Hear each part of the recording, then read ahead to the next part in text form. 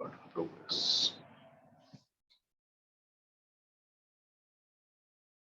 चलिए रिकॉर्डिंग में होगी ना। हाँ ये ध्यान रखना है, क्वेश्चन नंबर 16 लिखा है मैंने पेज नंबर 192 पर। cos y is equal to क्या है, x cos a plus y, ये हमें प्रूव करके लाना है ना। और क्वेश्चन को मैंने थोड़ा सा इजी करा कि x को और y को अलग अलग सेपरेट कर दिया है ना। क्या निकालना है हमें, dy अपॉन dx। तो किसके रेस्पेक्ट में डिफरेंशियल करूंगा मैं इस बार, डिफरेंशियल कर रहा हूँ विद रेस्पेक्ट टू y है ना, डिफरेंशिएट कर रहा हूँ विद रेस्पेक्ट टू y। हाँ ये आप बता सकते हो माधव जी कि x का differential with respect to y करूंगा तो क्या लिखूंगा यहाँ पर, बिल्कुल सही है ना, dx अपॉन dy। यहाँ भी डिफरेंशियल क्या होगा, विद रेस्पेक्ट टू y, और कौन से रूल से होगा, कोसेंट रूल से है ना। कोसेंट रूल से करेंगे तो यहाँ पर कितना हो गया, denominator differential of numerator cos y का क्या होगा, माइनस साइन y, और y का क्या होगा, क्योंकि विद रेस्पेक्ट टू y कर रहे हैं। चलिए ध्यान रखना बस, आगे आंसर, बस आगे answer, denominator differential of numerator minus numerator differential of denominator minus का साइन a प्लस वाई, और a प्लस वाई का क्या हुआ, a का 0, y का क्या हो जाएगा 1 है ना, अपॉन क्या हो जाएगा, डिनोमिनेटर का होल स्क्वायर यानी कि cos स्क्वायर ब्रैकेट में a प्लस वाई। और देखो आंसर आपको थोड़ा थोड़ा दिखाई दे गया होगा, क्योंकि आंसर मेरे को किसका चाहिए, dy अपॉन dx का। ये आंसर किसका है, dx अपॉन dy का। तो लास्ट में क्या करूंगा, इसका उल्टा कर दूंगा, रेसिप्रोकल कर दूंगा, तो cos square a plus y तो दिखाई पड़ गया। यानी कि ये सब कुछ क्या बनना चाहिए, बिल्कुल ठीक, ये सब क्या बनना चाहिए हमारा, साइन ए। तो यहाँ पर मैंने लिखा dx अपॉन dy, और देखो माइनस का माइनस क्या हो गया, प्लस, यानी कितना हो गया, sine A plus y into cos y minus का cos a plus y into sine. तो वो आगे पीछे कर दिया है, और कुछ भी नया काम मैंने नहीं करा है, सिर्फ थोड़ा सा आगे पीछे कर दिया, यानी कि माइनस माइनस क्या हो गया प्लस, और ये क्या हो गया माइनस। हाँ ये बता सकते हैं साइन ए क्यों बन गया, dx अपॉन dy। आप में से कोई बता सकता है कि इतनी बड़ी स्टेटमेंट सिर्फ साइन ए क्यों बन रही है, क्योंकि ये फॉर्मूला समझ है ना, sin a हाँ + ये किसकी आइडेंटिटी है, ये किसकी आइडेंटिटी है, हाँ साइन ए माइनस बी क्या होता है, sine A cos B minus cos A sine B. तो ये साइन ए माइनस बी की आइडेंटिटी है। यहाँ से कितना हो गया, sine A plus Y minus का वाई अपॉन डिनोमिनेटर में कितना है, कॉस स्क्वायर ए प्लस वाई, और वाई से वाई क्या हो गया, यहाँ से कैंसिल। मगर अब क्या करने वाला हूँ, इसका लास्ट स्टेप, हाँ रेसिप्रोकल है ना, इसका क्या करने वाला हूँ यहाँ पर, रेसिप्रोकल। इसका उल्टा कर देंगे तो आंसर क्या हो जाएगा, dy अपॉन dx। यहाँ पर क्या बन जाएगा, cos square a plus y, और डिनोमिनेटर में क्या आ गया, साइन a, और दैट इज यही हमें प्रूव करना था। हाँ जी खैर, तो बाकी सब तो खैर डिफरेंशियलिटी पहले से पढ़ रहे हैं, मैं समझता हूँ कोई दिक्कत नहीं होनी चाहिए।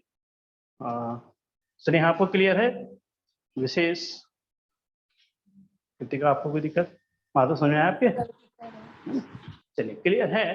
तो हम बढ़ेंगे फिर नेक्स्ट क्वेश्चन पे ना। कुछ क्वेश्चन इतने एग्जाम के पॉइंट ऑफ व्यू से इम्पोर्टेंट नहीं है, और फिर भी थोड़ा सा आपको करा देता हूँ। आपने इसकी मिसलेनियस करा दी है, हाँ मिसलेनियस का लास्ट ही चल रहा है बस है ना, 16 कराया मिसलेनियस का भी मैंने, अब केवल कुछ क्वेश्चनों कराने हैं, जैसे 23 तक हमें हम कराने हैं। जैसे कुछ क्वेश्चन एग्जाम के पॉइंट ऑफ व्यू से इतने इंपॉर्टेंट नहीं है, और मैं सोच रहा हूँ एक बार लॉजिकली तो आपको सारे ही करा देता हूँ। मैं क्वेश्चन हटा रहा हूँ मैं, और इसका स्टार्ट करेंगे हम क्वेश्चन नंबर 17।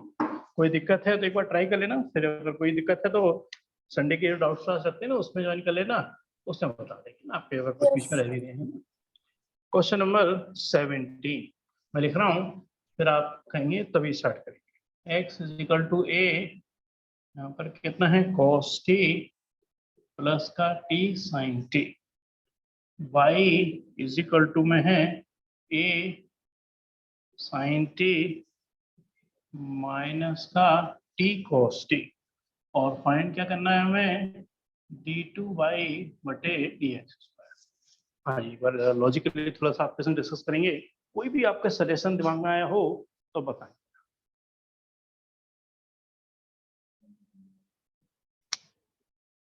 उल्टा कर देंगे तो dy पर dx। हाँ जी बताएंगे ना कि x क्या है, ये है, y ये है, निकालना हमें d2y बटे dx स्क्वायर है। कोई अपना सजेशन, U भी लेके पहले नहीं नहीं नहीं, यू वी और वी का कोई काम नहीं है इसमें। हाँ जी। हाँ सर वो इन तो सही। दोनों का अलग अलग हम वो निकालेंगे डिफरेंशियल, और हाँ उसके बाद उसको डिवाइड कर देंगे, बिल्कुल और ठीक उसके कह रहे बाद हो, है दोबारा ना। से डिफरेंशियल। इसकी जो पहले स्टार्टिंग कैसे करेंगे ना, सबसे पहले हम क्या निकालेंगे इसका dy अपॉन dx निकालेंगे, तभी तो सेकंड ऑर्डर डेरिवेटिव पे जाएंगे। पहले फर्स्ट ऑर्डर डेरिवेटिव तो निकले, और dy अपॉन dx कैसे निकलेगा, हम क्या करेंगे dy अपॉन dt निकालेंगे और इसको किससे डिवाइड कर देंगे, dx अपॉन dt से डिवाइड कर देंगे। कभी और समझ आई मेरी, नहीं कर चुके ऐसे क्वेश्चन नहीं। चलो अगर मैं dy अपॉन dt को dx अपॉन dt से डिवाइड करूं तो dt से dt कट के क्लियर है। हाँ ये रहा माधव, आप जरा आंसर देंगे dy अपॉन dt का, जरा बोलेंगे आंसर। ए को साइड में रखेंगे, साइन टी का differential cos t, sine T का डिफरेंशियल क्योंकि विद रिस्पेक्ट टू टी कर रहे हैं, माइनस फिर आपने लॉजिकली सही बताया था इन दोनों में क्या लगाएंगे हम, प्रोडक्ट टूल। प्रोडक्ट टूल क्या हो जाएगा, t cos t का कितना हो गया माइनस साइन टी, और प्लस का cos t, t का 1, कर्ली ब्रैकेट खत्म और स्क्वायर ब्रैकेट भी खत्म। ये पूरा क्या निकाल दिया मैंने, dy अपॉन dt। नीचे क्या निकालने वाला हूं मैं, dx अपॉन dt। तो a हमारी cos t का कितना हो गया माइनस साइन टी प्लस, और देखो प्लस में ब्रैकेट की इतनी इंपॉर्टेंस नहीं है, ना भी लगाऊं तो भी चल जाएगा, मगर माइनस को बाहर जानते हो कि साइन चेंज करता हुआ जाता है तो ब्रैकेट जरूर लगाना। और स्क्वायर ब्रैकेट के अंदर कौन सा लगाया मैंने, कर्ली ब्रैकेट। इसके अंदर भी कौन सा लगाना है अगर होता है तो मेरे को, हाँ normal bracket, round brackets, parenthesis भी कहते हैं। इसके ऊपर क्या लगता है, कर्ली ब्रैकेट, उसके ऊपर कभी लगाना हो तो स्क्वायर ब्रैकेट्स, है ना। तो ये भी आपको सीक्वेंस याद होनी चाहिए। देखिए cos t का डिफरेंशियल कितना हो गया माइनस साइन टी, हाँ जी बताएंगे ना, कितने का आप बताएंगे t साइन टी का differential, t into cos cos t, t क्योंकि साइन टी का डिफरेंशियल क्या हो गया cos plus t sine T. Plus sine T, और t का क्या हो गया 1, यानी कि साइन टी ही बचा। बात क्लियर है मेरे हैं।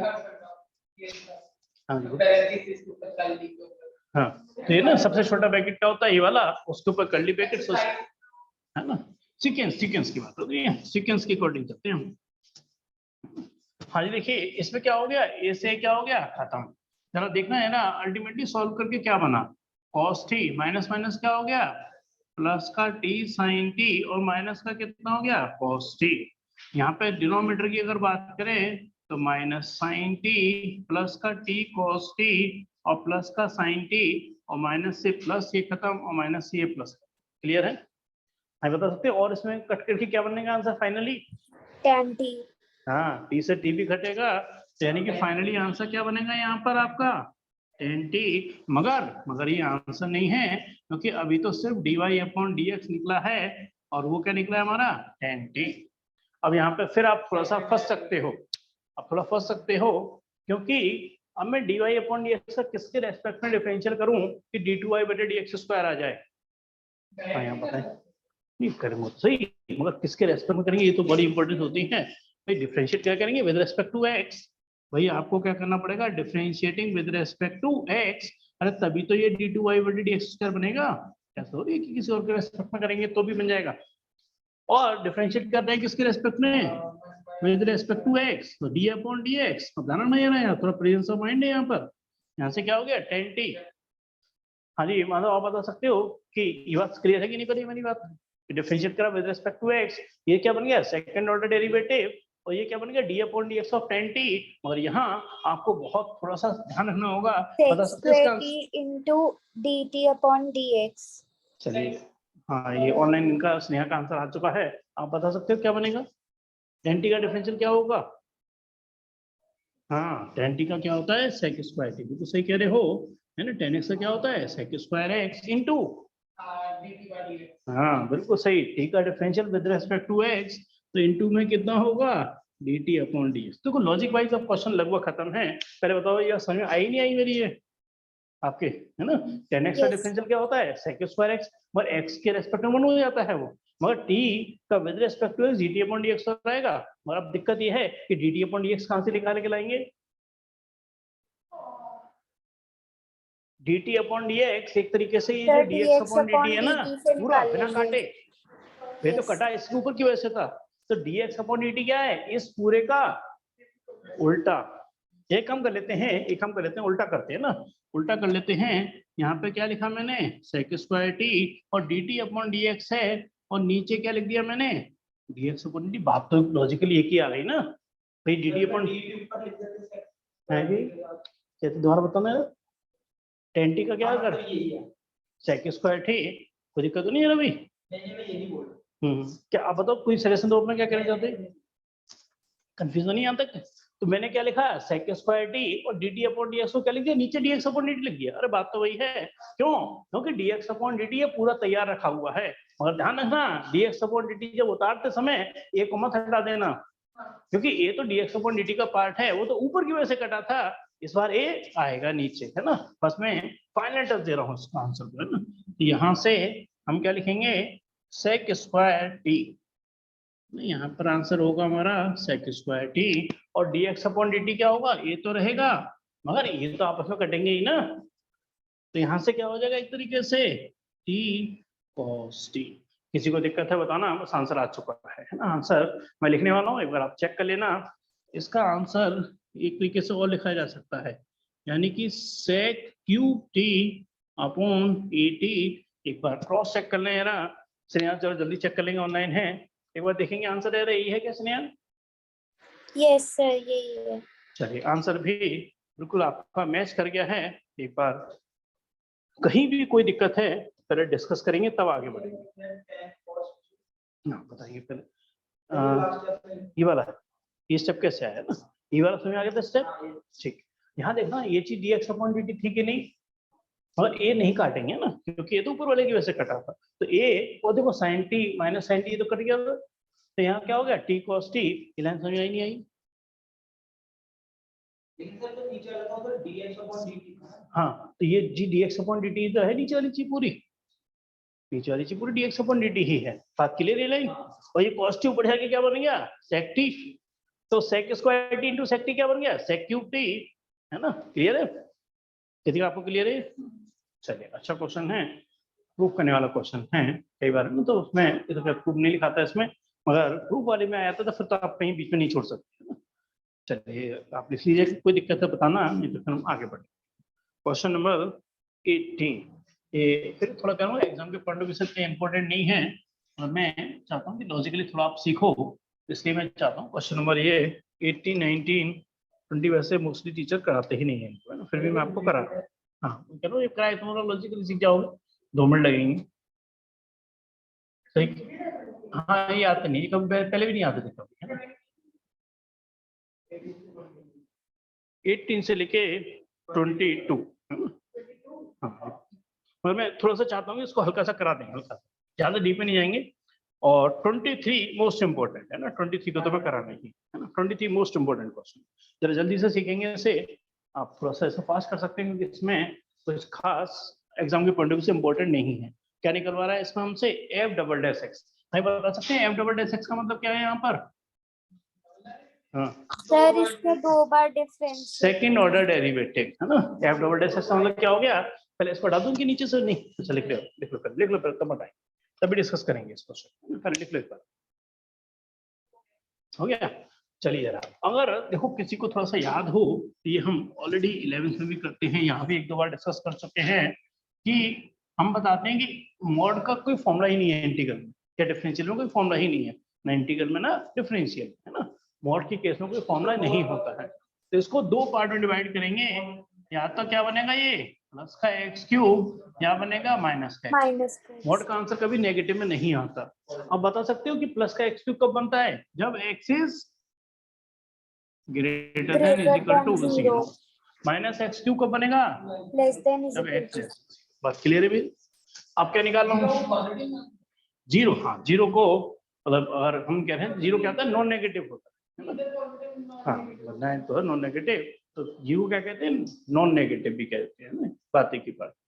अभी नॉन नेगेटिव कह रहा हूँ तो क्या आ गया, 0 या 0 से बड़ा हो गया, है ना। 0 को किस में करते हैं, नॉन नेगेटिव में कंसीडर करते हैं, ठीक है। वैसे 3 पार्ट हैं आपके, पॉजिटिव, नेगेटिव और न्यूट्रल, और मैं कहूँ नेगेटिव और नॉन नेगेटिव, तो नेगेटिव में क्या होगा, 0 से छोटा, और नॉन नेगेटिव में क्या होगा, 0 या 0 से बड़ा।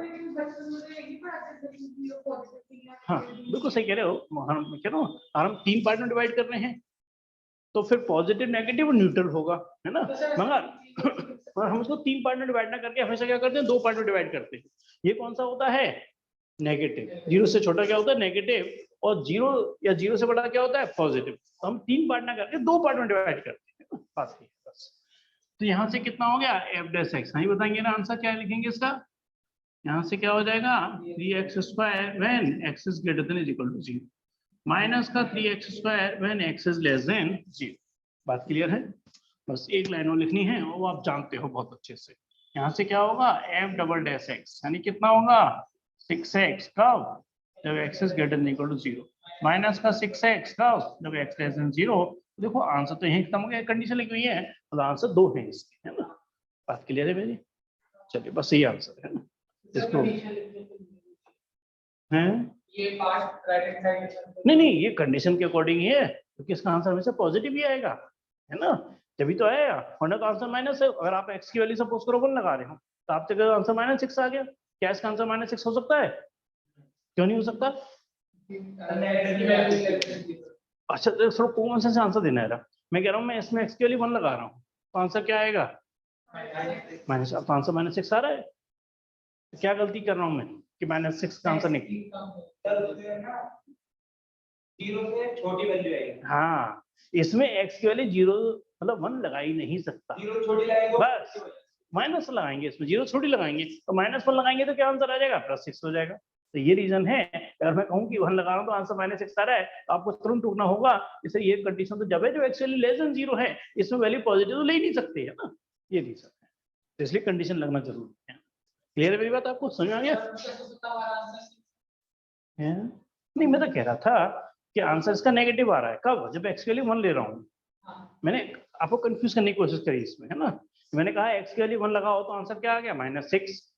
अब आप कहोगे हाँ आंसर तो -6 आ रहा है, और वो लॉजिकली गलत है, माइनस तो आ ही नहीं सकता इसका आंसर, क्योंकि मॉड लगा हुआ है। और यहाँ पर क्या लेंगे, ये -6 जब वैलिड है जब x के आंसर क्या है, 0 से छोटा। अब x की वैल्यू 1 लगा रहा हूँ, क्या 1 0 से छोटा है, नहीं, तो x की वैल्यू 1 है तो कहाँ लगाना पड़ेगा, डिफरेंशियल में, ऊपर वाले में। इसलिए आंसर क्या आएगा, पॉजिटिव। -1 लगाऊंगा तो भी आंसर क्या आएगा, पॉजिटिव। मॉड का आंसर वो एक्चुअली क्लास के ऊपर डिपेंड कर जाता है। छोटी क्लास में क्या बताते हैं, मॉड का आंसर हमेशा क्या आता है, पॉजिटिव। मतलब 0 भी आ सकता है, अगर 0 लगाएंगे तो आंसर 0 आएगा। मगर थोड़ा बड़ी क्लास 11th में आते हैं तो ऐसे समझाते हैं कि अगर 0 या 0 से बड़ा है तो x³ लेंगे तो इसका आंसर 0 होगा, या 0 से बड़ा आएगा। और x की वैल्यू अगर 0 से छोटी लेंगे, -1 लेंगे, तो भी आंसर क्या आएगा इसका, माइनस, मतलब +1 ही बन जाएगा, है ना, क्योंकि माइनस और -1 का क्यों क्या होता है, -1 अल्टीमेटली पॉजिटिव ही आएगा। क्लियर है, चलिए क्लास के ऊपर डिपेंड करेगा। मैं हटा रहा हूँ थोड़ा सा इसको 18 को, और मैं लास्ट क्वेश्चन को बड़े आराम से कराऊंगा। इसको थोड़ा जल्दी करता हूँ, हल्का सा मैं लॉजिकली समझाना चाहता हूँ आपको, क्योंकि आप हमारे संग ये सभी स्टूडेंट्स की डिमांड आती है आजकल कि सर जो भी डिलीटेड पोर्शन था, जो भी था वो सब दोबारा कराओ, है ना। तो ये आपको थोड़ा सा आराम हो जाएगा उसमें, आप जब करोगे ना कहीं भी तैयारी कंपटीशन के। तो मैं ज्यादा डीप में नहीं जाऊंगा, इसके शॉर्टकट में ही जाऊंगा। क्वेश्चन नंबर 19, यहाँ पर d/dx लिखे हुए ना, x की पावर n, हाँ ये क्या फॉर्मूला होता है, n x की पावर n, x की पावर n है ना। मैं शॉर्टकट जाऊंगा, तो लिखने पे ध्यान मत देना इसका, क्योंकि पीएमआई लॉजिक हट चुका है, वैसे तो पीएमआई भी हट चुका है, मगर ये कह रहे हैं कि इसको प्रूव करो यूजिंग किससे, पीएमआई से। हाँ पीएमआई का लॉजिक याद है किसी को, सर उसमें पहले हम चेक करते हैं 1 1 लगा के एक कि सेकंड। प्रूफ सही हो रहा है।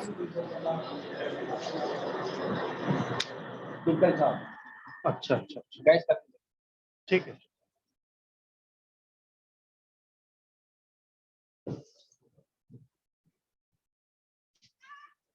हाँ ये क्या कहते हैं आप? सर उसमें सबसे पहले हम n की वैल्यू 1 लगा हाँ के मैं बताऊँ, प्रिंसिपल ऑफ मैथमेटिकल इंडेक्स, ये पूरा चैप्टर है 11th में, पूरा हटा दिया है डिलीटेड पोर्शन, तो ज्यादा डीप में नहीं जाऊंगा। इसमें 3 स्टेप चलते हैं। It is true for n = 1, ये प्रूव करते हैं, it is true for n = 1। दूसरे में क्या करते हैं, late it is true for n = k, और फिर हम प्रूव करते हैं it is also true for n = k+1। ये पीएमआई कहलाता है। जरा शॉर्टकट समझ में आ रहा। पहला स्टेप d/dx, यानी n की वैल्यू 1 लगाई तो x, यहाँ पे n की वैल्यू 1 लगाई तो x की पावर कितना हो गया, 0। हाँ जी, क्या आंसर आ गया राइट हैंड साइड, 1 x का differential with respect to x यानी कि dx अपॉन dx कट के क्या आ गया 1 प्रूव हो गया नहीं हो गया? It is true for n equal to 1। कौन सा वाला ये n की वैल्यू मैंने क्या लगाई 1 लगाई है ना। चलो किसी की पावर 0 क्या होता है? चलो मैं कह रहा हूँ आपको a की पावर 0 बताओ क्या आंसर आएगा? 1 आता है। किसी की पावर 0 का आंसर क्या होता है? 1 होता है ना। समझ लेना, इसको लिखने की इतने ज्यादा मत फोकस करना क्योंकि हट चुका है ना ये। सेकंड स्टेप क्या होता है? Let it is super n equal to k यानी कितना हो गया d upon dx of x की पावर k और x की पावर कितना हो गया k माइनस 1। ये बात क्लियर है मेरी? ये यही छोड़ देते हैं इसे, सेकंड स्टेप में लेट करके छोड़ देते हैं। मेन स्टेप क्या कौन सा होता है पीएमआई का? थर्ड स्टेप हमें प्रूव करना होता है it is also true for n equal to k plus 1।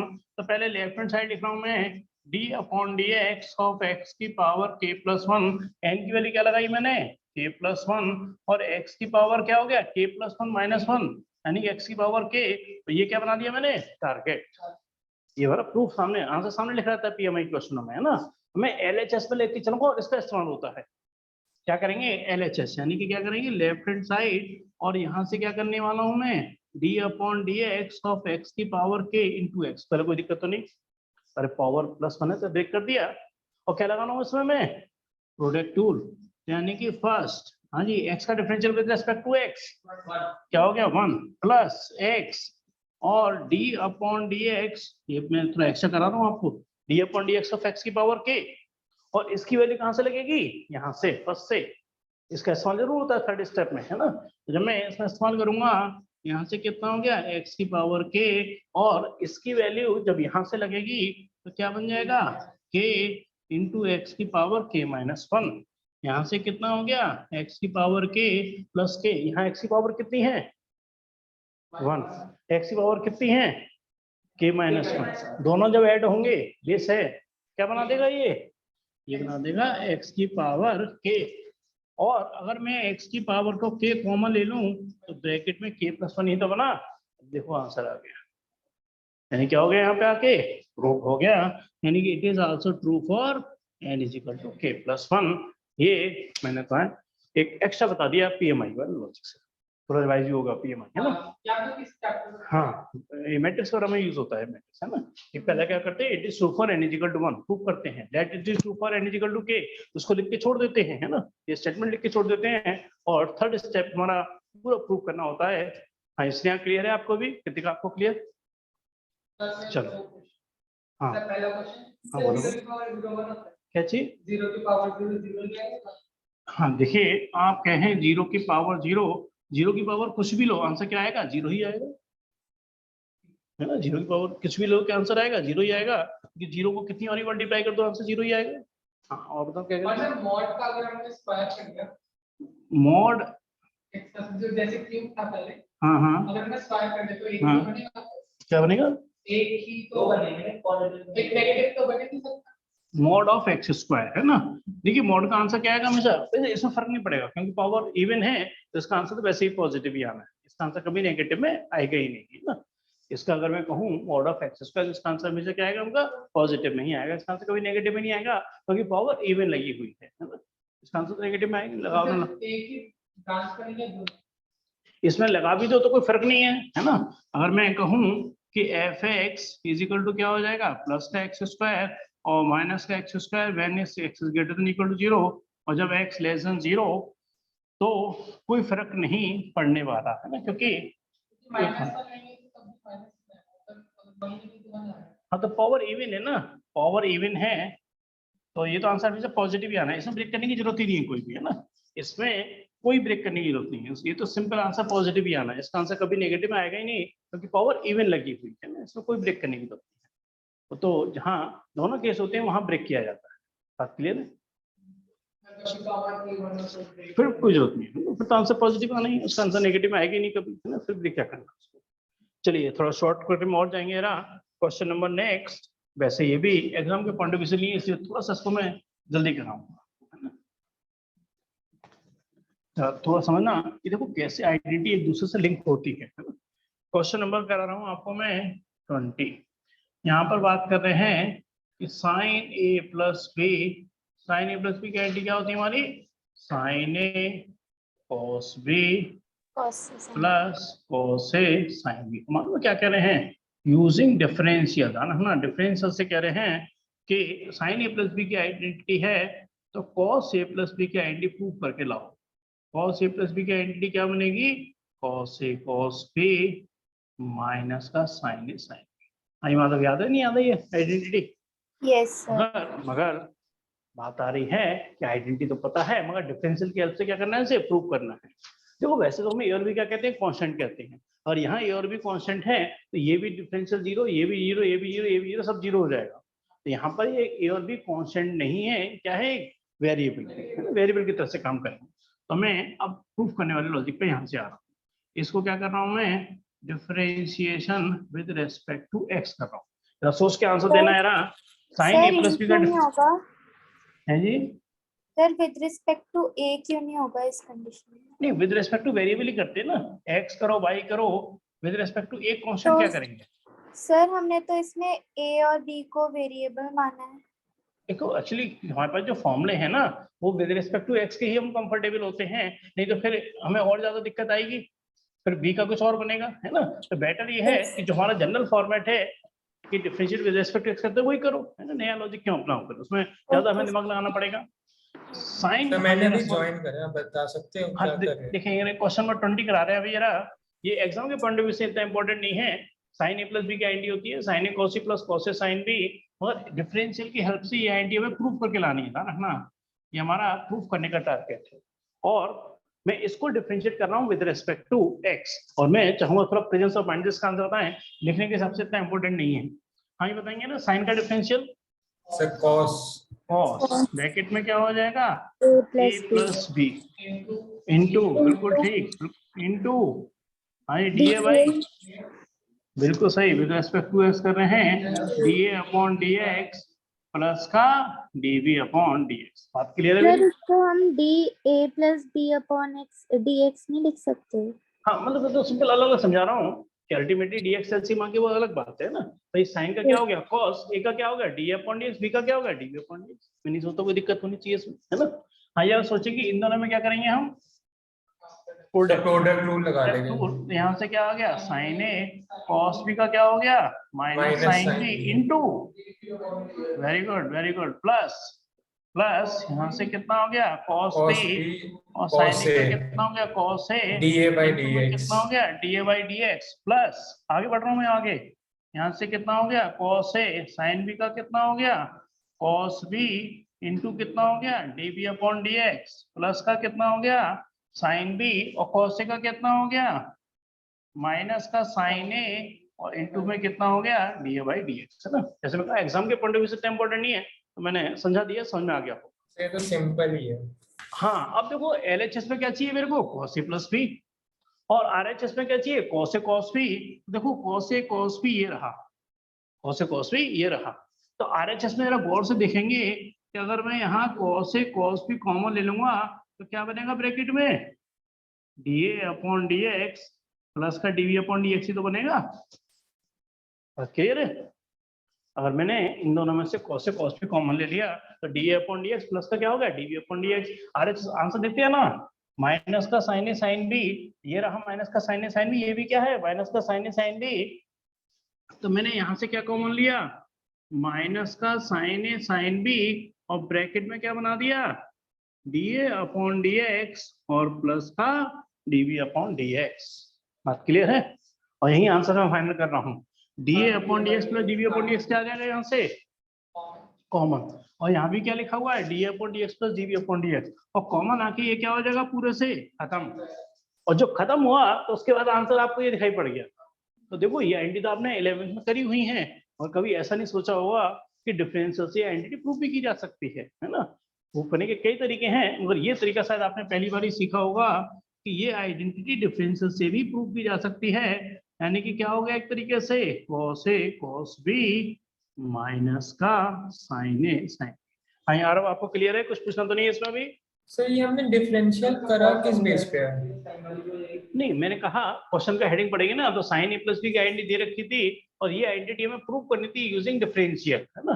तो बाकी का वो मैंने पढ़ लिया, लेकिन जैसे आपने dA by dx और dV by dx एक ही उसमें कर लिया आपने, भाई देखो अब डिफरेंशियल, यहाँ से मेरी बात को सुनो यार कि मेरे को साइन ए प्लस बी का डिफरेंशियल करना है, तो पहले साइन का डिफरेंशियल क्या हो जाएगा कॉस, और कॉस का क्या आ गया ए प्लस बी। हम कहते हैं साइन का कॉस तो हो गया मगर ए प्लस बी का नहीं हुआ। प्लस माइनस में डिफरेंशियल अलग अलग हो जाते हैं। Differential with respect to X कर रहा हूँ तो ए का क्या लिखूंगा D upon D x plus B का क्या लिखूंगा डीवी अपॉन डी एक्स। अब बात समझ आई मेरी है? तो सर हम दोनों के विद रिस्पेक्ट टू कर रहे हैं। हाँ मतलब विद रिस्पेक्ट टू एक्स कर रहे हैं ना। Yes sir. भाई साइन ए प्लस बी का क्या हो गया कॉस ए प्लस बी, फिर ए का डी अपॉन ए तो आएगा ही आएगा ना, कोई दिक्कत तो नहीं। आरएचएस में क्या करेंगे प्रोडक्ट लगाएंगे। अब एक बार रिपीट करता हूँ, साइन ए कॉस बी का क्या हो गया minus sine B, but B का क्या होगा DB upon D x plus cos B यानी कि सेकंड साइन ए का क्या होगा कॉस ए का क्या होगा डी अपॉन डी एक्स। फिर इन दोनों का क्या करेंगे कॉस ए साइन बी का क्या हो गया कॉस बी का क्या हो गया d v upon D x plus sine b cos ए का क्या हो गया minus sine a into d upon D x. बाकी तो फॉर्मेलिटी मैंने आपको करी दी थी। क्लियर है आपको, समझ में आ गया? नहीं सर वो समझ आ गया था, बस वही पूछना था। चले क्लियर है सभी को, फिर तो आगे बढ़ सकते हैं ना। तो ये क्वेश्चन में थोड़ा आपको अलग से एक्स्ट्रा सर करना। अभी लिख ही रहा हूँ।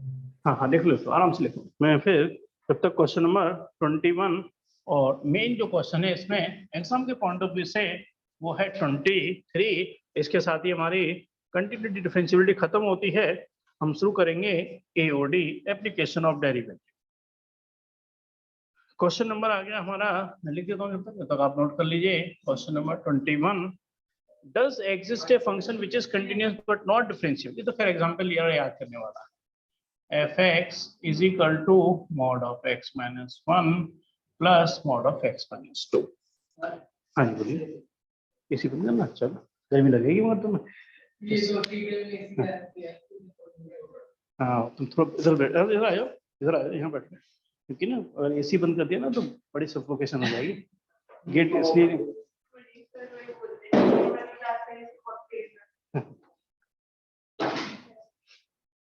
वो अच्छे सामने की वजह से, जैसे मैं यहाँ पढ़ा रहा हूँ ना मुझे नहीं लग रहा बिल्कुल भी, क्योंकि वो सामने ही बिल्कुल आता है ना आपका। हाँ इसलिए लगा, और ऐसे बैठना कि दिखाई पड़ता रहे। हाँ जी आगे करा जाए, शट किया जाए, है ना। ये देखो अगला वाला एग्जाम्पल है बस, है ना। Mod of x minus 1 plus का मॉड ऑफ x माइनस 2, ये अगर तुम आंसर निकालोगे ना तो ये कंटिन्यूअस है। इसका ग्राफ ऐसे करके बनेगा, इसका ग्राफ बने कंटिन्यूअस बनेगा, मगर ये किस पॉइंट पर डिफरेंशिएबल नहीं होगा, ये 1 पर x = 1 इसका ब्रेकिंग पॉइंट होगा, और यहाँ पे ब्रेकिंग पॉइंट क्या होगा इसका 2। ये दो पॉइंट पर डिफरेंशिएबल नहीं होगा। ये तो बस एग्जांपल याद है ना, ये कंटिन्यूअस आएगा बट 2 पॉइंट पर डिफरेंशिएबल नहीं होगा, है ना। चलिए तो खैर सिंपल एग्जांपल देने वाला एक मिनट सर आप वापस ग्राफ बता सकते हो कैसे आया ये?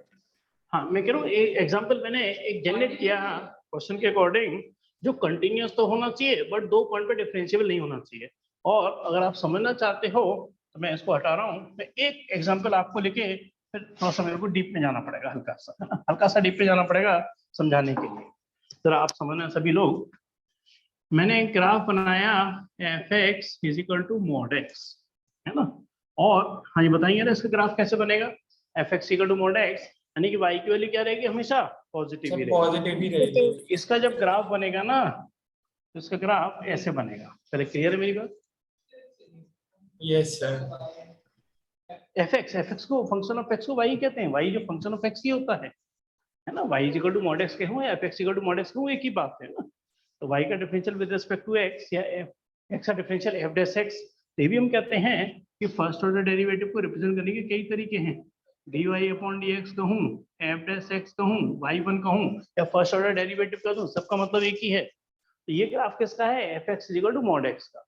क्या ये ग्राफ कंटिन्यूअस है कि नहीं? कंटिन्यूटी का मतलब जानते होगे ना, ग्राफ लगातार मूव करना चाहिए, कहीं ब्रेक नहीं आना चाहिए। कंटिन्यूअस तो है मगर ये एक पॉइंट पर डिफरेंशिएबल नहीं है। कौन सा वाला पॉइंट पे? जीरो पर डिफरेंशिएबल नहीं है। मालूम है क्यों? क्योंकि 0 पर 2 लाइन एग्जिस्ट कर रही हैं, y = x भी एग्जिस्ट कर रही है और y = -x भी एग्जिस्ट कर रही है। बात समझ आ रही मेरी? अगर मैं इस पॉइंट पे इस लाइन से डिफरेंशियल निकालता हूँ dy/dx क्या आएगा? डिफरेंशियल क्या आएगा इसका? 1, है ना, क्या आएगा 1। अगर मैं इस लाइन पे डिफरेंशियल निकालता हूँ, इस वाले पॉइंट पे इस लाइन की हेल्प से डिफरेंशियल निकालता हूँ, तो इसका dy/dx क्या आएगा? 1 आएगा। हाँ इधर माइनस आ जाएगा। और इस पॉइंट पे अगर इस वाली लाइन का यूज करता हूँ तो इस पर डिफरेंस, देखो लॉजिक समझना कि ऐसा क्यों इन्होंने कहा कि वो डिफरेंशियल एग्जिस्ट नहीं करता। क्योंकि इस पॉइंट से तो ये भी लाइन जा रही है, इस पॉइंट से ये भी लाइन जा रही है, और इस पॉइंट पे अगर मैं ये वाली लाइन यूज कर रहा हूँ तो भी गलत नहीं है। तो डेरिवेटिव क्या हो गया इसका 1। इस पॉइंट पे इस वाली लाइन से डेरिवेटिव निकाला तो क्या आ गया आंसर -1। तो इस पॉइंट पे क्या होगा, दो डेरिवेटिव एग्जिस्ट कर गए। बात समझ आ रही है नहीं? इस पॉइंट पर दो डेरिवेटिव एग्जिस्ट कर गए, 1 भी हो सकता है आंसर, -1 भी हो सकता है। ये कंफ्यूजन क्रिएट हो गया। तो उन्होंने क्या कह दिया कि इस पॉइंट पर लेफ्ट हैंड डेरिवेटिव और राइट हैंड डेरिवेटिव इक्वल नहीं आएंगे। इस पॉइंट पर लेफ्ट हैंड डेरिवेटिव और राइट हैंड डेरिवेटिव क्या आएंगे, इक्वल नहीं आएंगे। यानी कि इस जीरो पर क्या आंसर कह दिया इन्होंने, नॉट डिफरेंशिएबल एट x = 0। कुछ याद आया सर इस आपको? आ रहा पॉइंट मेरी पे बात? मतलब यही हुआ ना कि x 0 है तो y भी 0 हो गया। नहीं नहीं, नॉट डिफरेंशिएबल का मतलब इस पॉइंट पर दो डेरिवेटिव एग्जिस्ट कर रहे हैं, इसलिए इसको कह देते हैं कि एक्सेप्शनल केस हो जाता है, जिस पर हम कहते हैं इस पॉइंट पर डेरिवेटिव एग्जिस्ट ही नहीं करता। ये एक्सेप्शनल केस है। जीरो का मतलब नहीं है कि इस पॉइंट पर दो डेरिवेटिव एग्जिस्ट कर रहे हैं, 1 भी हो सकता है आंसर, -1 भी हो सकता है। यस तो इसमें डिफरेंशियल एग्जिस्ट नहीं करता। वही चीज देखो यहाँ होने वाली है। जब हम इसमें ना 1 और 2 का इस्तेमाल करेंगे ना, तो इस पॉइंट पर दो डेरिवेटिव एग्जिस्ट करेंगे इसके। तो ये क्या होगा, 1 और 2 पे क्या होगा, डिफरेंशिएबल नहीं होगा, मगर इसका ग्राफ कंटिन्यूअस चलेगा। ये दो पॉइंट पर डिफरेंशिएबल नहीं है। और क्वेश्चन की रिक्वायरमेंट 2 पॉइंट की थी, इसलिए मैंने एक एग्जांपल जनरेट करके बताया। अगर आप इसका एलएसडी, कुछ याद है एलएसडी, लेफ्ट हैंड डेरिवेटिव, और आरएसडी क्या था, राइट हैंड डेरिवेटिव, और एलएसडी आरएसडी आपस में इक्वल नहीं आएंगे, यानी कि 2 पॉइंट पर डिफरेंशिएबल नहीं होगा। हाँ यार, अब क्लियर है आपको मेरी बातें लॉजिकली? सर मेरे को अभी भी ये बात नहीं समझ आई, अगर सर x = 1 और x = 2 में डिफरेंशियल नहीं है तो सर ये थोड़ी स्ट्रेट लाइन कैसे हो सकती है, थोड़ी स्लैंटिंग नहीं होगी? नहीं, कैसे कैसे आप क्या कह रहे हो, एक मिनट दोबारा बताना है ना। जैसे fx सर जिस पॉइंट पे आपने जैसे ग्राफ बनाया ना ऊपर, जस्ट ऊपर, तो सर वो जैसे एक बिल्कुल स्ट्रेट लाइन नहीं है जिसमें आपने डॉट्स बना रखे हैं, हाँ हाँ हाँ, उस पे सर x की वैल्यू क्या होगी? देखो यहाँ पर x की वैल्यू क्या होगी, 1। यहाँ पर x की वैल्यू क्या होगी, 2। अब एक काम करो यार, एक काम करो कि x की वैल्यू यहाँ पर 1 लगाओ। भाई बताएंगे आंसर क्या आएगा 1 लगाने पर? x की वैल्यू 1 लगाओ, यार आंसर क्या आएगा? सर 2 है नहीं 1 - 1 0, और 1 - 2 सर, कितना 1 हो गया, हो गया। माइनस, यानी कि 1 आएगा। तो y की वैल्यू क्या है यहाँ पर, 1। अब जरा समझ आपकी बात, मेरा ग्राफ को लेकर थोड़ा सा डिस्कस करना चाहते हैं। और मैंने x की वैल्यू 2 लगा दी, तो क्या आंसर आएगा, 1। ओके यहाँ y की वैल्यू कितनी है, 1 ही है। यानी कि यहाँ से यहाँ तक जो y की वैल्यू है वो 1 ही रहने वाली है। यानी कि ग्राफ क्या होगा, यहाँ पर x एक्सिस के पैरेलल होगा। बात थोड़ी समझ में आई मेरी? अगर मैंने x की वैल्यू 2 से ज्यादा ली, चलो मैंने x की वैल्यू 4 ले ली, तो क्या होगा, जरा अंदाज लगाओ जरा।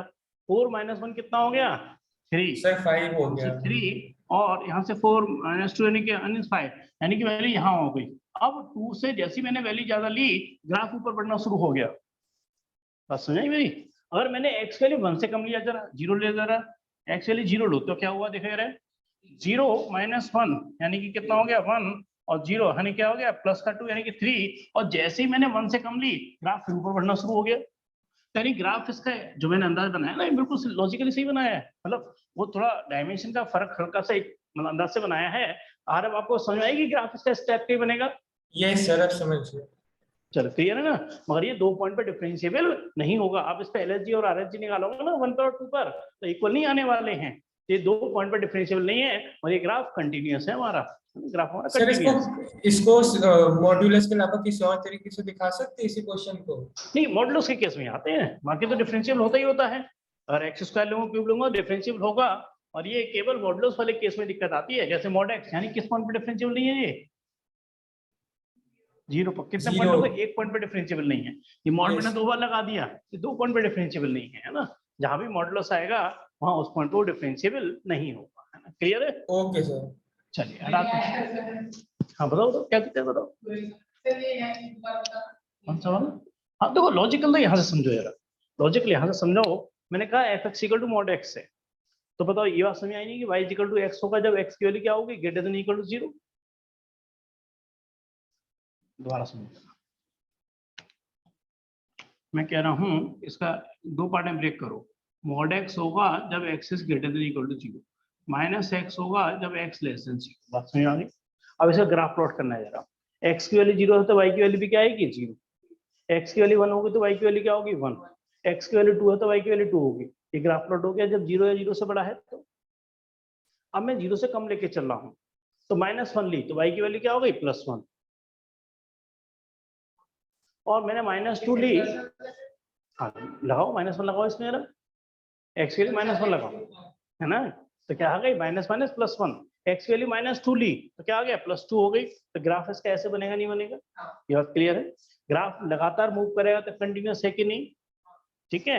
मगर 0 पर जब हम, मैं कह रहा हूँ इसका मैं ज्यादा डीप में जा नहीं रहा, अगर 0 पर आप लेफ्ट हैंड डेरिवेटिव और राइट हैंड डेरिवेटिव निकालोगे ना तो इक्वल नहीं आएंगे, क्योंकि इस पॉइंट पर राइट हैंड डेरिवेटिव क्या आएगा +1 आएगा, और 0 इस पॉइंट पर लेफ्ट हैंड डेरिवेटिव क्या आएगा -1 आएगा। यानी कि इस पॉइंट पर क्या होगा, दो डेरिवेटिव एग्जिस्ट कर रहे हैं, तो क्या लिख देते हैं, not differentiable at x equal to 0, यानी कि ये 0 पर डिफरेंशिएबल ही नहीं है, ये दो पॉइंट पर डिफरेंशिएबल नहीं है। सेम लॉजिक है, बात क्लियर है मेरी, ठीक। चलो फिर और आगे बढ़ते हैं नेक्स्ट क्वेश्चन। नेक्स्ट क्वेश्चन है, हाँ ये भी एग्जाम के पॉइंट ऑफ व्यू से इतना इंपॉर्टेंट नहीं है, इसको फटाफट खत्म करेंगे और फिर हम लास्ट क्वेश्चन जो मोस्ट इंपॉर्टेंट है उसे डिस्कस करेंगे, और इसके साथ ही हमारा कंटिन्यूटी डिफरेंशिएबिलिटी खत्म हो। हाँ जी, किसी को आइडिया है कि डिटरमिनेंट का डिफरेंशियल कैसे होता है? क्वेश्चन नंबर 22, यहाँ पर कितना है y, ये है हमारे पास, यहाँ है f(x), फिर कितना है g(x), यहाँ पे कितना है h(x), l, m, n, और देखो आंसर सामने लिखा हुआ है, और छोटी सी फॉर्मेलिटी है, कोई आप में से आंसर को देख के थोड़ा अंदाजा लगा सकते हो कि मैं कैसे निकालूंगा इसका आंसर? f(x), सर इसका पहले डिटर्मिनेंट निकाल के उसके बाद उसका डिफरेंशियल कर देंगे। नहीं नहीं, उससे तो ये आंसर आने वाला है ही नहीं। देखो फर्स्ट कॉलम का फर्स्ट लेंगे तो उसकी रो और कॉलम नहीं आएगा, हाँ, very good very good very good, थोड़ा थोड़ा थोड़ा लॉजिकली आपने बिल्कुल सही बताया, लॉजिकली बिल्कुल सही बताया।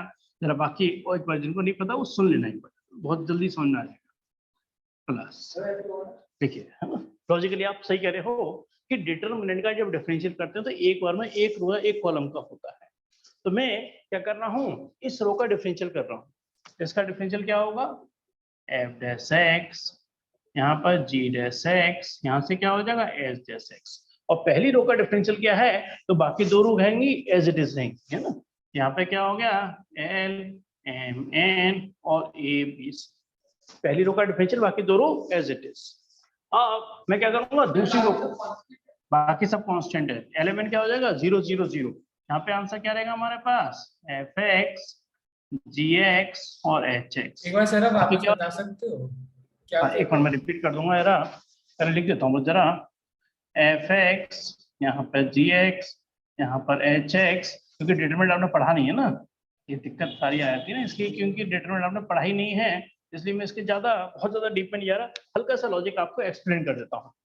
तो सुनिएगा मेरी बात दोबारा जरा, कि आंसर सामने लिखा हुआ है और डिटरमिनेंट में एक बार में एक रो का डिफरेंशियल होता है। सर इसमें ये वेरिएबल्स है, कांस्टेंट्स है? ये जो f(x) है ना वो वेरिएबल हैं, बाकी lmn और abc क्या है, कांस्टेंट है। तो सर f(x) कांस्टेंट्स का का डेरिवेटिव क्या हो गया, डिफरेंशिएशन तो जीरो ही होता है। f(x), g का क्या हो गया g(x), h का क्या हो गया h(x), और बाकी दो row as it is. Clear है? यहाँ पे कौन सी रो का डिफरेंशियल करा मैंने, पहली रो का। यहाँ पर कौन सी रो का डिफरेंशियल किया, सेकंड रो, यानी कि एलिमेंट कांस्टेंट है, तो आंसर क्या आ गया 0 0 0। हाँ यार अब बताओ इसमें कुछ पूछना है क्या? सर एक बार लास्ट इससे पहले वाले स्टेप से बता सकते हैं जस्ट? मैं कह रहा हूँ f(x) इसका डेरिवेटिव, g का डिफरेंशियल g(x), h का डिफरेंशियल h(x), बाकी दो row as it is copy कर दी, कुछ नहीं करा इसमें, है ना। अच्छा, तो एक बार इस रो का डिफरेंशियल किया, दो row as it is copy कर दी। अब मैं ओके दो sir. Row as it is copy करूंगा फर्स्ट और थर्ड, सेकंड का डिफरेंशियल करूंगा तो क्या आ जाएगा आंसर 0 0 0। अच्छा, ओके सर, अब समझ मैं गया। दो रो एज इट इज उतारूंगा और थर्ड रो का डिफरेंशियल क्या कर दूंगा 0 0 0। अरे आपको नहीं पता होता है, ना पता हो, मगर मैं आपको बता देता हूँ कि डिटरमिनेंट की कोई रो या कोई भी कॉलम 0 हो तो आंसर क्या आता है इसका, हमेशा 0। इसका आंसर भी क्या बनेगा 0, इसका आंसर भी क्या होगा 0। अब मैं पढ़ा नहीं है प्रॉपर्टी, इसलिए मैं कह रहा हूँ ज्यादा आइडिया नहीं होगा आपको, मगर आपको बताता है प्रॉपर्टी है कि if any one row any one column is 0 the value of determinant is 0। ये आंसर भी क्या हो गया 0, ये आंसर भी क्या हो गया 0, इसको छोड़ो, अब जो बचा है वही आंसर है। हाँ इसलिए कुछ पूछना तो नहीं है, क्लियर है आपको? Yes sir. चलिए अब हम बढ़ते हैं लास्ट क्वेश्चन पे, और इसके साथ ही हम कंटिन्यूटी एंड डिफरेंशियबिलिटी को खत्म करेंगे। और मैं देख रहा हूँ नेक्स्ट क्लास से ही फिर हम स्टार्ट कर देंगे अपना नया चैप्टर एप्लीकेशन ऑफ डेरिवेटिव। कोई भी क्लास कोशिश करें कि स्किप ना हो, अच्छा चैप्टर है, थोड़ा बड़ा भी है, मगर कुछ चीजें उसमें स्किप भी है ना। आपकी इसमें एक्सरसाइज स्किप भी हो गई हैं। सेकंड एक्सरसाइज करेंगे हम, फर्स्ट एक्सरसाइज नहीं है, एक अप्रोक्सीमेशन की एक्सरसाइज है फोर्थ वाली, वो भी नहीं है। तो और मैं क्रॉस सर चेक फर्स्ट और सेकंड एक्सरसाइज है इसमें ना, पिछली बार का जो मेरे को क्योंकि ध्यान सर है हमारी मैम बोल रही थी कि वो फर्स्ट एक्सरसाइज तो करवाएगी। है ना, तो मैं एक बार और कंफर्म करके ना, जो भी थोड़े चेंजेस हुए हैं, और 2 एक्सरसाइज डिलीटेड हैं इसमें, है ना। 2 एक्सरसाइज आपके डिलीटेड हैं पिछली बार, फर्स्ट एक्सरसाइज और फोर्थ एक्सरसाइज 2 एक्सरसाइज डिलीटेड थी, और कुछ चेंज हुआ होगा तो उसको देख करके हम और क्लास से करा देंगे आपको। मगर इंक्रीजिंग डिक्रीजिंग भी है, मैक्सिमम मिनिमम भी है, टेंजेंट नॉर्मल भी है। फिर भी एक बार और मैं कंफर्म कर लूंगा इसको, है ना। e की पावर ए, इसको समझना बहुत अच्छे से, है ना। नेक्स्ट क्लास में स्टार्ट कराएंगे फिर हम AOD को, इसको बहुत अच्छे से ध्यान देना है। d2y अपॉन, पिछली बार तो टेंजेंट था, इस बार हटा दिया तो होता चेंज कर दिया हो कुछ, x dy upon dx minus का a square y is equal to 0। और ये वेरी इंपॉर्टेंट क्वेश्चन है, इसको बहुत आराम से समझा के करेंगे, ये एग्जाम के पॉइंट ऑफ व्यू से बहुत इंपॉर्टेंट क्वेश्चन है। हाँ जी, बता सकते हो आप माधव कि मैं क्या करने वाला हूँ, क्या दिमाग में आएगा सबसे पहले इस क्वेश्चन को देखते ही। ये हमारे पास y है, तो इससे क्या निकालूंगा, y तो यहाँ लगा दूंगा, कोई दिक्कत नहीं है ना। Yes sir. इससे क्या निकलेगा हमारे पास, dy अपॉन dx। फिर इसको एक बार और डेरिवेटिव क्या करने निकलेगा, ये निकलेगा d2y सेकंड ऑर्डर निकाल लेंगे तो फिर ये से। सारी वैल्यू यहाँ लगाने के बाद आंसर क्या आना चाहिए, 0, है ना। तो मैंने इसको फर्स्ट नंबर डाल दिया, ये y की वैल्यू है ना। अब मैं निकाल रहा हूँ इससे dy अपॉन dx। हाँ, बता सकते हैं e की पावर x का डिफरेंशियल क्या होता है, सर e की पावर x ही होता है। e की पावर x, e की पावर x ही रहता है। Yes sir. तो क्या रहेगा, एक तरीके से e की power a cos inverse x into a, और cos इनवर्स x का -1 और अंडर रूट के अंदर 1 माइनस एक्स स्क्वायर। कितनी का ये बात क्लियर है आपको, है ना। इसको मैं थोड़ा अच्छे से लिख देता हूँ, यानी क्या लिख दिया इसको, माइनस से e की power a cos inverse x और अंडर रूट के अंदर 1 माइनस एक्स स्क्वायर। ये फर्स्ट नंबर, और ये क्या लिख दिया मैंने, सेकंड नंबर। मैंने समझता किसी को दिक्कत होनी चाहिए इसमें, है ना। अब मैं क्या कर रहा हूँ, उसको दोबारा डिफरेंशिएट कर रहा हूँ। दोबारा डिफरेंशियल का मतलब क्या हो गया, d2y बटे dx स्क्वायर। और माइनस ए को बाहर क्यों रखा है, वो कांस्टेंट है, तो माइनस ए को रखूंगा मैं क्या चीज बाहर, और इसमें क्या लगा दूंगा मैं, कोशेंट, है ना, क्योंकि 2 वेरिएबल का डिवीजन है, क्या लगेगा, कोशेंट। बहुत अच्छे से समझा रहा हूँ, डिनोमिनेटर है ना, denominator differential of numerator e की power a cos inverse x, a और cos इनवर्स x का -1 और अंडर रूट के अंदर 1 माइनस एक्स स्क्वायर। क्या लग गया, डिनोमिनेटर डिफरेंशियल ऑफ न्यूमरेटर हो चुका है ना। माइनस क्या लिखूंगा, न्यूमरेटर माइनस e की power a into cos inverse x, और डिनोमिनेटर का क्या करूंगा, डिफरेंशियल, और डिनोमिनेटर क्या है, 1 माइनस एक्स स्क्वायर की पावर 1/2, है ना। अंडर रूट का मतलब क्या होता है, 1/2 तो 1/2 1 माइनस 1 माइनस एक्स स्क्वायर की पावर -1/2, और 1 का 0 और माइनस का 2x, और अपॉन डिनोमिनेटर का होल स्क्वायर, यानी कि 1 माइनस एक्स स्क्वायर। समझाने का काम अब खत्म हो चुका है, इसको मैं ढंग से एडजस्ट करूंगा, यहाँ लगाऊंगा, आंसर निकाल। आप बताओ कैसे आई, चलो उसके लिए अलग से समझाना पड़ेगा थोड़ा सा। मैं कह रहा हूँ कहीं अंडर रूट एक्स है, तो इसका मतलब x की पावर 1/2 होता है, इसका डिफरेंशियल क्या होता है, 1/2 x की पावर 1/2 -1, और 1/2 -1 क्या होता है, -1/2, यहाँ क्या होगा, है ना। मगर वहां पर क्या है, 1 माइनस एक्स स्क्वायर का और होगा, 1 का 0 होगा, एक्स स्क्वायर का 2x -2x। चलिए आना, और स्नेहा कुछ पूछना तो नहीं है इसमें, लॉजिकली क्वेश्चन लगभग खत्म है, अब एडजस्ट करना रह गया है।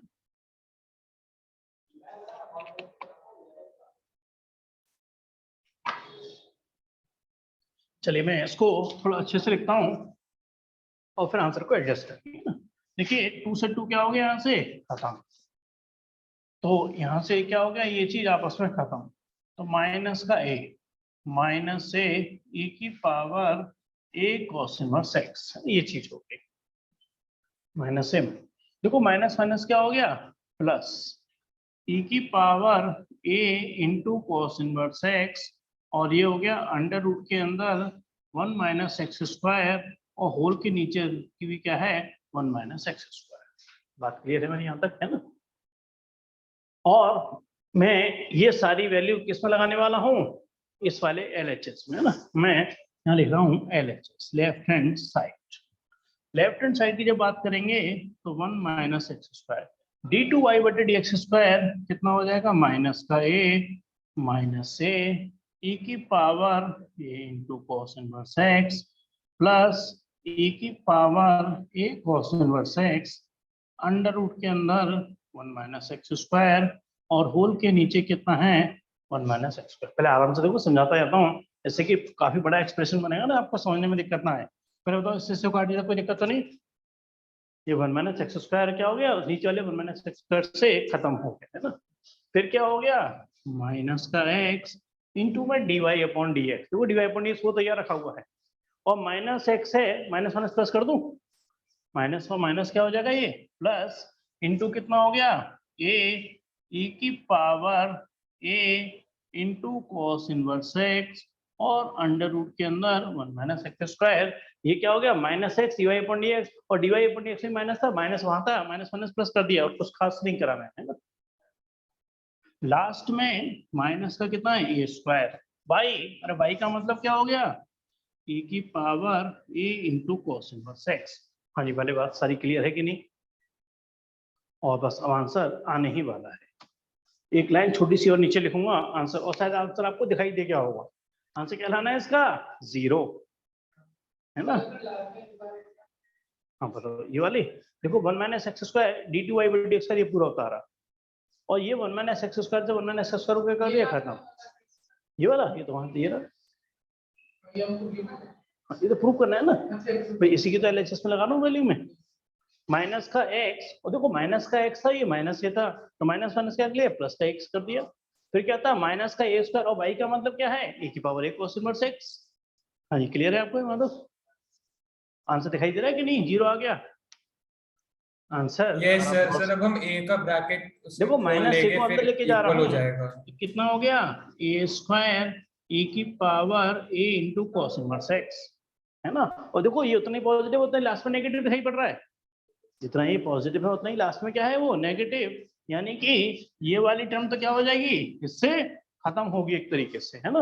मगर माइनस से जब अंदर जाएगा ना, इसके संगीत जाएगा, तो यहाँ से क्या बना देगा एक तरीके से, यहाँ पर x होता ना x, तो यहाँ से कितना हो गया एक तरीके से माइनस ax e की power a cos inverse x under root के अंदर 1 माइनस एक्स स्क्वायर प्लस का ax e की power a cos inverse x।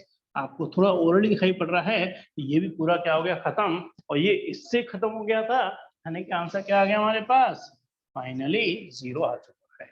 किसी को कंफ्यूजन है तो उसको मैं अच्छे से और एक्सप्लेन कर सकता हूँ, लेकिन नीचे जगह नहीं बची, फिर ऊपर लिखना पड़ेगा मेरे। हाँ जी, क्लियर है मेरी बात, थोड़ी नहीं है?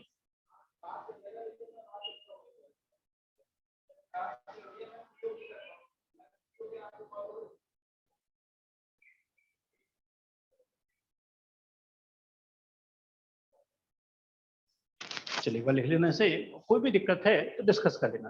हाँ जी, पहले ऑनलाइन चलो पूछ लेते हैं, आरव और स्नेहा क्लियर है मेरी बात ये? यस सर क्लियर है। चलो Yes, क्योंकि चलो आप दोनों को तो क्लियर है ही, एक बार यहाँ और पूछ लेते हैं, और फिर हम क्लास को यहीं पर ही आज एंड करेंगे। कुछ पूछना है तो बात अलग है, थोड़ी देर कंटिन्यू करेंगे क्लास को, नहीं तो मतलब क्लास को जो ए और डी है वो हम नेक्स्ट क्लास में स्टार्ट करेंगे।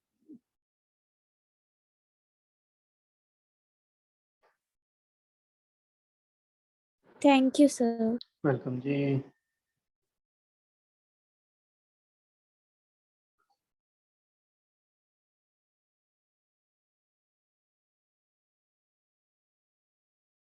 सर मेरे को अभी डाउट्स तो नहीं है, अगर सर होगा तो मैं आपको नेक्स्ट क्लास में बता दूंगा। चलो, है ना? आप शायद कल भी नहीं आए ना संडे में डाउट क्लास में? एक्चुअली सर वो क्लास के बाद बहुत थक गया था तो अच्छा अच्छा। ठीक ठीक। सर कल क्लास में हुआ क्या था? कल वही डाउट्स हो रहे जो भी पूछते हैं वही सब डिस्कस किए थे हमने, है ना। कल तो हमारी क्लास डाउट्स के अकॉर्डिंग ही चलती है ना, जो भी जैसे पूछे वही बताते रहते हैं। Okay sir. हाँ मतलब आप कुछ पूछना चाहेंगे इसमें? हाँ लास्ट वाला स्टेटमेंट कह रहे हो, पहले बताओ कि dy अपॉन dx यहाँ तक समझ में आया नहीं आया? यहाँ तक समझ में आ गया? नीचे वाला स्टेटमेंट है ना, अगर थोड़ा गौर से देखने ही पड़ी, 1 minus x square into d two y बटे d x square, 1 minus x square, और ये पूरा d two y d x square आपको क्या समझ में आ गया था। और देखो ये वाला जो 1 माइनस एक्स स्क्वायर है इस 1 माइनस एक्स से खत्म हो गया। क्लियर है? ये जो 1 माइनस एक्स स्क्वायर है इस 1 माइनस एक्स स्क्वायर से क्या हो गया, खत्म हो गया। माइनस का एक्स, देखो था तो ये माइनस का एक्स, और D Y upon D X क्या था, ये था। मैंने कहा माइनस और माइनस का मल्टीप्लाई प्लस हो गया ए एक्स और e की power a cos inverse x into under, ये नीचे ही आ गया। ये बात क्लियर है? यहाँ तक क्लियर ना। माइनस का a स्क्वायर बाई माइनस का ये रहा, और अच्छे से लगाते हैं, माइनस का a स्क्वायर और y का मतलब क्या है, e की power a cos inverse x। Clear समझ में आ गया? अब मैंने कहा कि इसका मल्टीप्लाई, ये तो खत्म हो गया, माइनस से माइनस क्या हो गया, प्लस का a स्क्वायर और e की power a cos inverse x। समझ में आ गया? ये पूरी चीज इससे पूरी क्या होगी, खत्म होगी। दोबारा सुनो जरा, फिर काम करते हैं, एक बार लिख लेते हैं। पहले ऊपर से हटा दो सारा, है ना, ऊपर तो क्लियर है ना, ऊपर वाले नीचे हटाए। फिर चलो यहाँ से देखो, मैंने इसको अंदर लेके गया तो माइनस माइनस क्या हो गया, प्लस ए स्क्वायर 1 माइनस एक्स स्क्वायर, और अंदर इसको मैं लेके चला हूँ तो ये तो 1 माइनस एक्स कट गया था ना, इसको उठाई देता हूँ तो माइनस ए को ले आता हूँ अंदर, है ना। तो यहाँ से कितना हो गया हमारे पास, ए स्क्वायर ए की पावर ए कोस इनवर्स एक्स माइनस, यहाँ से क्या था हमारे पास ए, और e की power a into cos inverse X under root के अंदर 1 माइनस एक्स स्क्वायर, और प्लस यहाँ से क्या था ए एक्स e की power a into cos inverse X under root के अंदर 1 minus x square minus A square A की पावर a। क्लास को एंड कर देते हैं, उस तरह पीटी चल रही है।